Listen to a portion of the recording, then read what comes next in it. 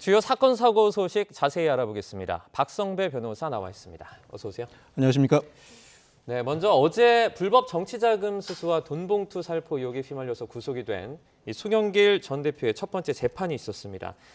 일관적으로 혐의를 전면 부인하고 있죠. 그렇습니다. 이 사건은 이미 공판 준비기일을 열었고 상당 부분 준비가 된 상태에서 재판이 시작되었는데 네.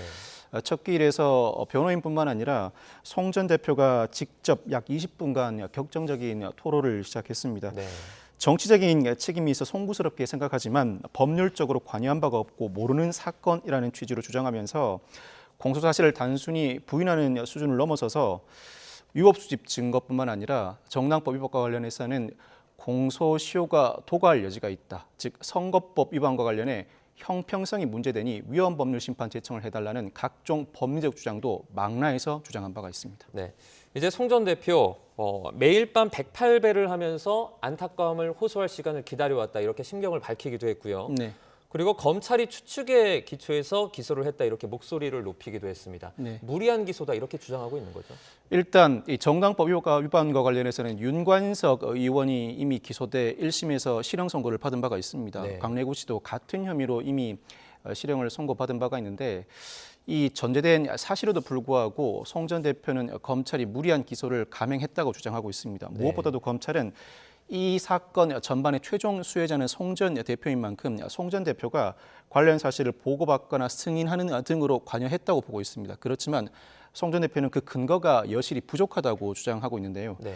일단 이정근 녹취록상으로도 자신의 관여 여부가 불분명하다 뿐만 아니라 공소장에도 전 비서관으로부터 포괄적으로 상의해 개별 보고를 받았을 것이라는 추측에 근거한 다소 뭉뚱그려진 공소 사실에 불과하다는 취지의 주장을 하고 있습니다. 네. 법리적으로도 공소 사실이 인정되지 않는다는 주장을 할 뿐만 아니라 송 전 대표는 이 사건 전반이 부당한 수사라는 인식을 가지고 있는 것 같습니다. 관련 사실이 사실이라고 전제한다고 하더라도 이와 같은 일로 자신에 대해서 대대적인 압수수색을 자행하거나 장기간에 걸쳐 수사를 하는 것 자체다 부당한 수사라는 주장을 견지하고 있는 것 같습니다. 네. 이뿐만 아니라 송 전 대표 그 외곽 후원 조직입니다. 평화와 먹고 사는 문제 연구소에 대한 수사도 위법하다 이렇게 주장을 하고 있는데요. 이건 어떤 부분 때문에 이렇게 말하고 있습니까? 애초에 정당법 위반, 돈봉투 사건으로 압수수색 영장을 발부받았으면 네. 그 돈봉투 위반 의혹과 관련된 부분에 대해서 압수수색 영장이 집행되어야 하는데 네. 그 영장으로 외곽 조직인 먹사연과의 정치자금법 위반이나 뇌물 혐의 사건 관련 자료를 압수수색했다. 즉 별건 수사 별건 압수 내지는 별건 수사에 해당한다는 취지의 주장을 하고 있습니다. 네. 이 부분 주장과 관련해서는 사실 공판 준비 절차를 충분히 거쳤음에도 불구하고 첫 재판을 앞두고 다소 뒤늦게 이와 같은 주장을 하기 시작한 것 같은데 이 재판부에서 다소 뒤늦은 주장이다. 위법 수집 증거 주장을 하려고 했으면 애초에 더 일찍 주장을 했어야 한다. 이제 와서 이런 주장을 하는 것 자체는 재판 지연 의도가 있는 것으로 볼 수밖에 없다는 상당히 부정적인 입장을 내비치기도 했습니다. 네. 그렇지만 이 위법 수집 증거 주장이 쟁점으로 떠오른 만큼 다음 기일에는 이 압수수색이 적법했는지 여부를 집중적으로 심리할 방침인데 검찰은 그럼에도 불구하고 압수수색이 적법했다고 주장하고 있습니다. 네. 결국 관건은 돈봉투 의혹 사건으로 발부받은 압수수색 영장으로 먹사연과 관련된 압수수색을 자행한 그 행태가 우연히 압수수색을 하는 과정에서 또 다른 혐의가 드러난 것에 불과한지 애초에 의도를 가지고 돈봉투 의혹과 관련된 압수수색 영장으로 또 다른 혐의와 관련해서도 압수수색 영장을 집행하려고 했었는지 갈릴 것으로 예상됩니다. 네. 지금 이런 가운데 제3자 뇌물 혐의 같은 경우에는 송 전 대표가 정치 생명이다 이런 단어까지 언급을 하면서 강하게 항변을 하고 있습니다. 뭐 특별한 이유가 있습니까? 일단 송 전 대표는 자신이 그동안 정치 활동을 하면서 집 한 채 없이 청렴하게 생활해왔다. 나에게 4천만 원 뇌물 수수에 양심을 팔았다는 것은 모욕적이고 보복적인 기소라는 주장을 강하게 제기하고 있습니다. 네. 정당법 위반은 기본적인 인식이 그동안 일부 관행으로 받아들여져 오기도 했었고 관련 선거를 진행하는 과정에서 실비 변상적인 즉 일종의 비용을 보전해주는 차원에서 향후 시간이 흐른다면 용서받을 여지가 있지만 정치자금법 위반이나 뇌물수수는 이 사건 혐의가 유죄로 인정될 경우에는 향후 정치활동에 복귀하기도 쉽지 않고 민주당에서 계속 정치 활동을 한다고 하더라도 공천을 받기도 쉽지 않은 상황에 처하게 됩니다. 뇌물수수만큼은 격정적으로 그 혐의 자체를 전면적으로 부인하고 나서고 있는 것 같습니다. 네.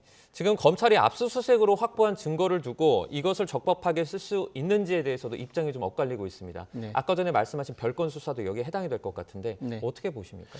일단 압수수색 영장을 여러 차례에 걸쳐서 발부받은 것 같습니다. 그 이유는 재판부가 다음 길에는 검찰이 어떤 영장으로 어떤 자료를 압수했는지 밝히고 이에 대해서 변호인이 반박하는 방식으로 재판을 진행하겠다고 밝힌 바가 있습니다. 네. 그렇다면 이 애초에 돈봉투 의혹으로 발부받은 압수수색을 그 영장으로 아무런 관련성이 없이 먹사연 관련 압수수색에 사용되었는지, 네. 즉 압수수색 영장을 발부받았는데 영장을 집행하다 보니 또 다른 혐의가 불거졌다면 당연히 수사를 진행해야 합니다. 수사를 네. 진행하지 않는 것이 오히려 불비한 행동이죠. 그렇지만 처음부터 의도를 가지고 사실은 경미한 사건으로 그 경미한 사건은 압수수색 영장을 발부받기가 용이합니다.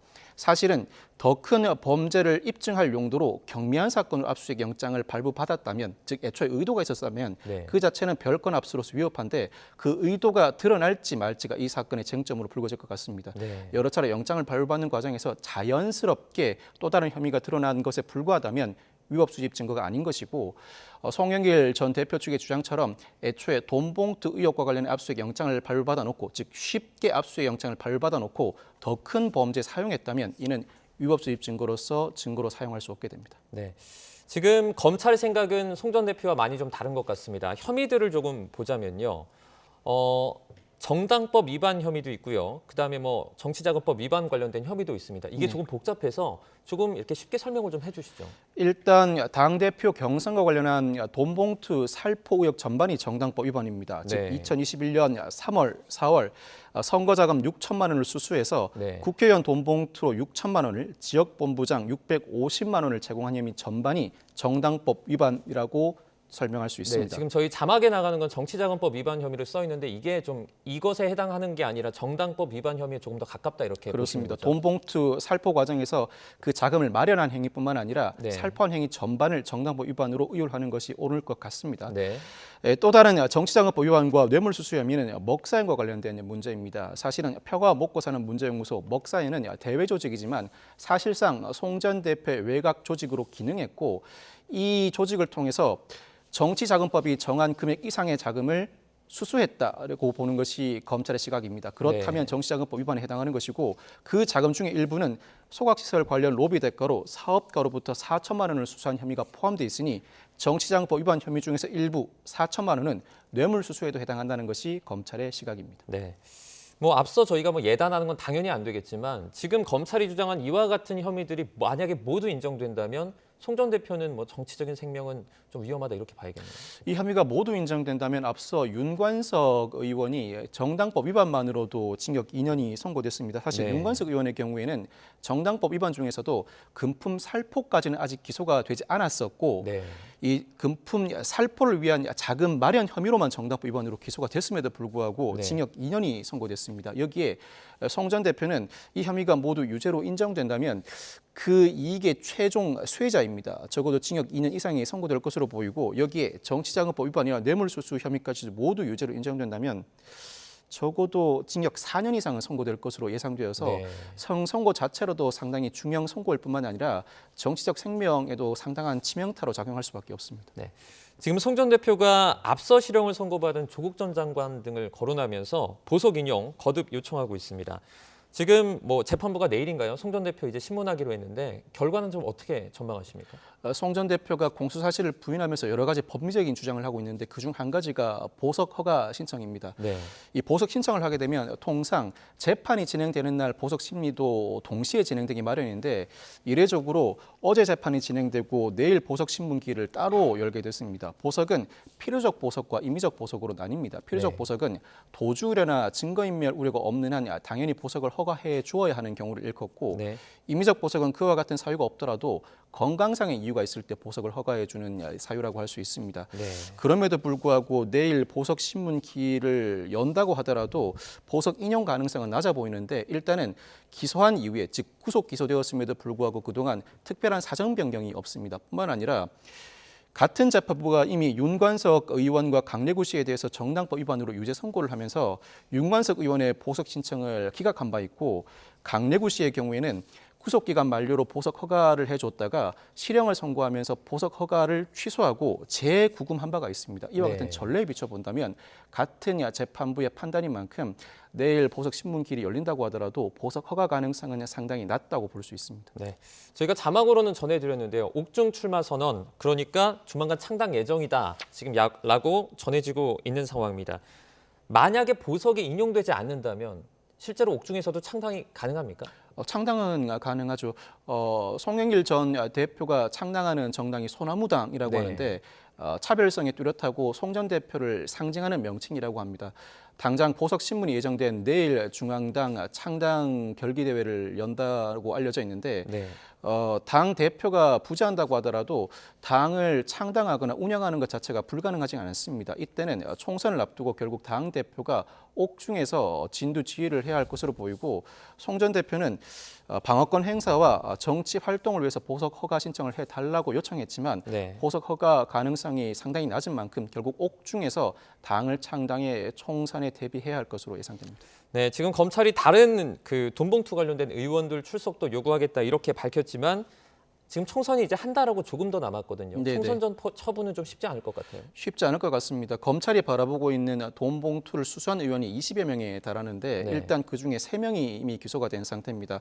먼저 이상만 의원이 기소가 됐고 이어서 허종식, 임종성 전 의원이 최근 기소가 됐습니다. 아울러 윤관석 의원은 이들에게 돈 봉투를 살포한 혐의로 추가 기소가 됐습니다. 네. 돈 봉투 수수 의혹을 받고 있는 의원 중 3명이 기소가 됐고 이후 17명에 대해서는 추가 수사가 이어져야 할 상황인데 이 부분은 관련자들 진술과 동선을 통해서 어느 정도는 규명 가능하기도 하지만 돈봉투 살포 의혹이 사실로 드러난다고 하더라도 최종적으로 돈봉투를 수수한 개개 의원에 대해서 전체적으로 모두 기소할 수 있을지는 또 다른 문제입니다. 배덜 네. 사고가 있을 수도 있고 각 의원이 자신은 돈봉투를 받지 않았다고 주장할 경우에 구체적으로 하나하나 돈봉투 수수 사실 자체를 입증해내야 하는데 그 자체가 쉽지 않은 측면도 있습니다. 또한 말씀하신 것처럼 총선도 불과 한 달이 앞으로 다가온 상황이라 적극적으로 야당 의원을 소환해 조사해내기도 쉽지 않은 상황이라서 총선 전까지 이들 수수 의혹 당사자에 대한 수사가 마무리돼 기소 처분까지 이를 가능성은 낮아 보입니다.